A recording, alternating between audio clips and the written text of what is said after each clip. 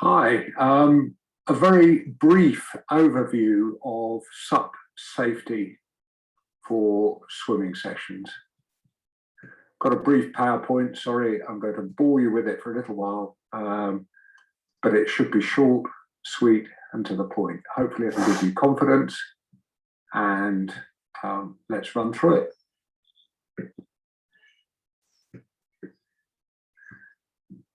So welcome. Firstly, what we do and what we don't do. We're not here as lifesavers or Baywatch people. Really, the SUP for safety is a tow truck. We're there to assist somebody who's in trouble, provide them a platform to hang on to if they need to, and if they're in distress, to get them back to the shore as quickly as possible. So I think we need to be clear about the expectation of the role. We're not expecting people to dress in skimpy clothing and look very macho or beautiful. We're there to provide a simple function. What I hope to cover is the why, the where, when, and what's, a little bit around the basic training, and then just raise expectations of what we might need to deal with and how we can look at COVID safety. The why is obviously safety. We're there to keep swimmers safe, but it's important that as SUP rescue crew, we're safe ourselves. Probably the most important role is reassurance, and that's reassurance that we're there on the water, reassurance that we can provide a big float for people to hang on to if needs be, and reassurance that we can get them back to the shore and there's a safety procedure. We're covered by NAUCA, the National Open Water Coaching Association. They've got really good procedures, and our swim operating procedures are available on the website. The most important why is really to support the club. It's great to have so many volunteers and to support the new activity, which is swimming. So thank you very much. The where, obviously Chelmarsh, we know that well, but the blue area defines the swimming area. The idea is that swimmers are very visible from the beach. They go out past buoy number 1 to buoy number 3 and back again. The swimming area can be reduced if the weather's inclement, or we've got low numbers of swimmers or low numbers of SUP support. So we can cut it down to 1 to 2 if needs be, or out to 3. The swimming area is to the reservoir side of the buoys. The reason for that is there's a plug hole between 2 and the little jetty that sticks out from the dam. There's very minimal current, but South staffs were keen that we had a defined swimming area to avoid all hazards. The when is a Thursday evening or a Saturday morning, and the what is swimming. SUPs are a fantastic resource, and I think they're probably a lot better than canoes because they're easier to hang on to and they're easier to slither onto if you need to. The most important thing is that if we're going to be a resource, that we're safe ourselves. So the basic SUP regulations are still in force, of course. Buoyancy aid, always wearing a leash, never take a leash off. Nothing could be worse than a rescue craft with nobody there attached to it, and making sure that we have a certain amount of training around the role. The other really important thing is clothing. It's really important that you're warm enough, and for the SUP cover, we're not going to be zooming up and down the reservoir.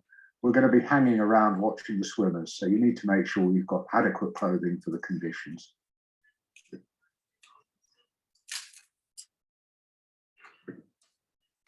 So, equipment. The first thing you notice, well, I hope you notice, is the swim hat. So, very familiar. I think everybody knows about swim hats. Second thing I'd like to just introduce you to, swim float. Speaks for itself. It's a float, and the swimmer is attached to it.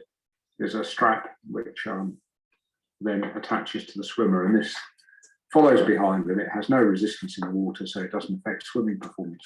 Great thing about swim floats is they have handles all the way around, which means that the swimmer in difficulty or with cramp or who wants to rest can literally hang on to this and give themselves a rest in the water.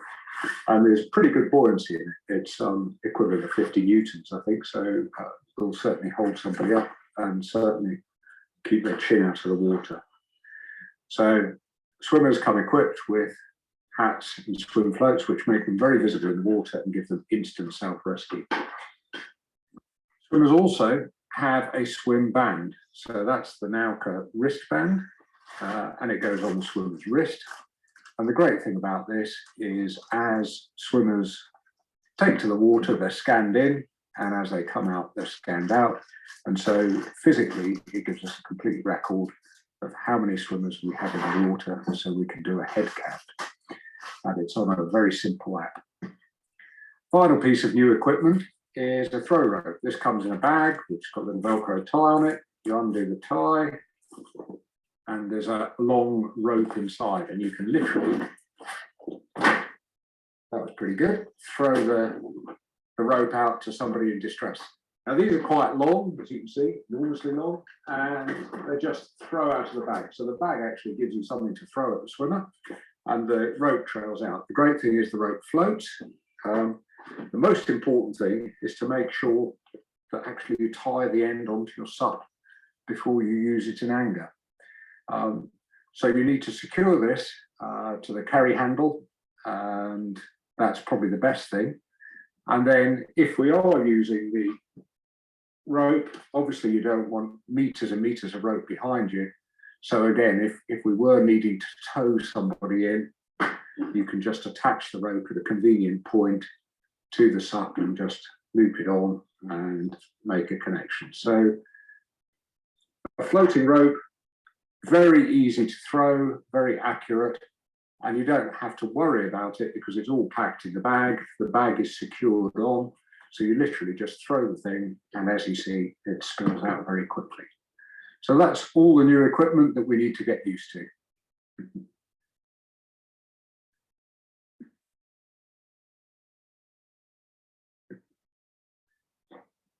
So we've covered the Nauka system and the fact we'll have a head count. That's probably the most important function of SUP safety, to be able to count the number of swimmers' hats in the water, how many swimmers we have.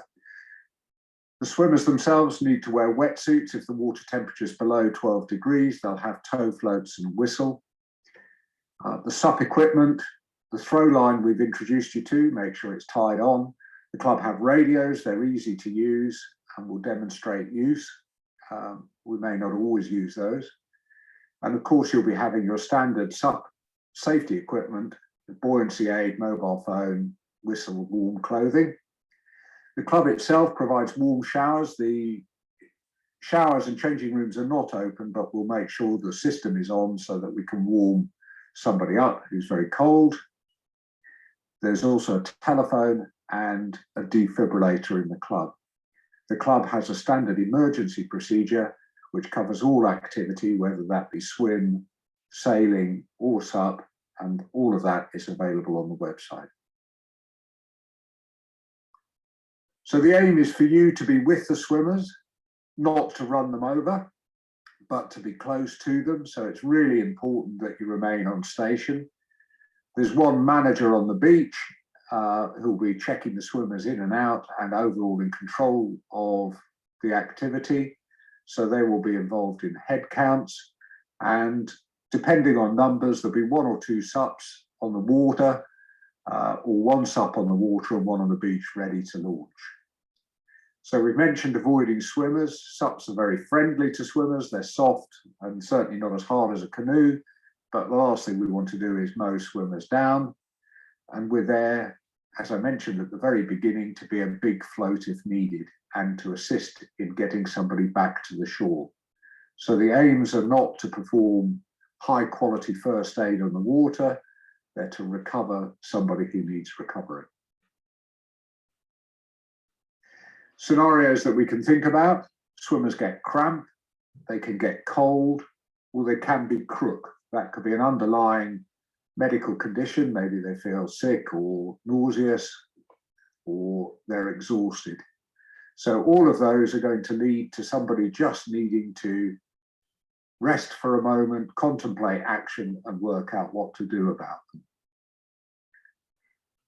Casualty in all those cases, of course, is conscious and able to hold on to the board and hold on to a tow float. In an unexpected event, such as a fit, faint, or chest pain, then the scenario changes a little. And it may be that we need to be more active in terms of hauling the person onto the board or assisting them to get onto the board. Those are very rare and clearly would compromise any thoughts around COVID. However, we do need to think about COVID. The best thing is to have remote interaction with anybody who needs our help. So they've got a tow float and we can throw them a tow line. And clearly all of that can be COVID compliant and we can do it all at a distance. If we do need to recover somebody onto the board, if they're very cold or if there's some injury which prevents them holding on to a line, then there's a consideration of a mask. Clearly carrying masks outside on an open boat in the water is quite difficult, but it may be something that we need to think about. And tucking one in the pocket with buoyancy aid would make sense. Avoiding face-to-face contact is important. If you do need to have somebody on the board, the safest place for the person is on the back of the board. They can slither onto the back very easily and hold on to the tow line, which you'll have attached to your board. Clearly, you will be facing in the opposite direction. You ask the casualty to face away from you and out to the side of the board, and you avoid face-to-face contact. You'll be on the front of the board in a kneel position, going for home. So really the COVID risks are minimal. We're outside and we're facing in different directions, but please make sure we maintain COVID awareness throughout.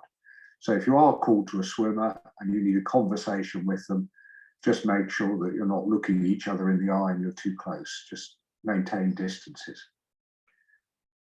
Coming in, obviously we mentioned there's a tow rope. They'll be on the back of the board. You'll be on the front, and the stroke is in front of you. It's the technique we all know for supping. You put the paddle in front and bring it back to your feet or your knees. If you have a long stroke and the paddle comes backwards, there's a risk of bashing the person on the back of your SUP or that you're towing. So forward strokes. Finally, we talk about reporting. Clearly, if there is an incident, we need to record it. We have a book that we do that in, and we need to make sure that we learn lessons from any experience. We're also new to this, so anything that we learn from SUPs will be brilliant. Thank you very much indeed for listening and feedback with any comments, additions or thoughts. Thank you again for volunteering.